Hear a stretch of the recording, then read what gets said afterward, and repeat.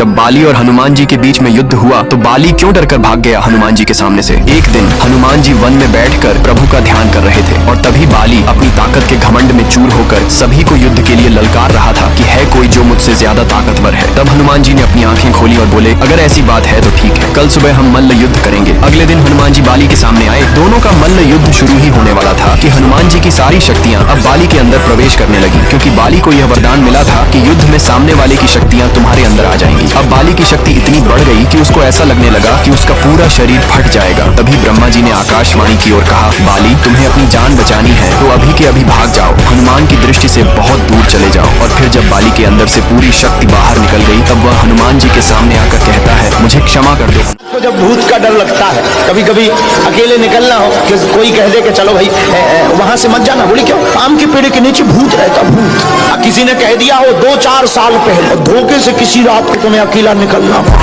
उसी पेट लौट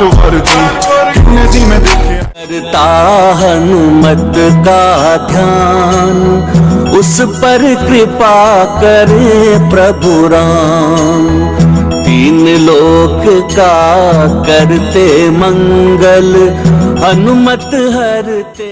बाली क्यों डरकर भाग गया हनुमान जी के सामने से। एक दिन हनुमान जी वन में बैठकर प्रभु का ध्यान कर रहे थे और तभी बाली अपनी ताकत के घमंड में चूर होकर सभी को युद्ध के लिए ललकार रहा था कि है कोई जो मुझसे ज्यादा ताकतवर है। तब हनुमान जी ने अपनी आंखें खोली और बोले, अगर ऐसी बात है तो ठीक है, कल सुबह हम मल्ल युद्ध करेंगे। अगले दिन हनुमान जी बाली के सामने आए। दोनों का मल्ल युद्ध शुरू ही होने वाला था कि हनुमान जी की सारी शक्तियां अब बाली के अंदर प्रवेश करने लगी, क्योंकि बाली को यह वरदान मिला था कि युद्ध में सामने वाले की शक्तियां तुम्हारे अंदर आ जाएंगी। अब बाली की शक्ति इतनी बढ़ गई कि उसको ऐसा लगने लगा कि उसका पूरा शरीर फट जाएगा। तभी ब्रह्मा जी ने आकाशवाणी की और कहा, बाली तुम्हें अपनी जान बचानी है तो अभी के अभी भाग जाओ, हनुमान की दृष्टि से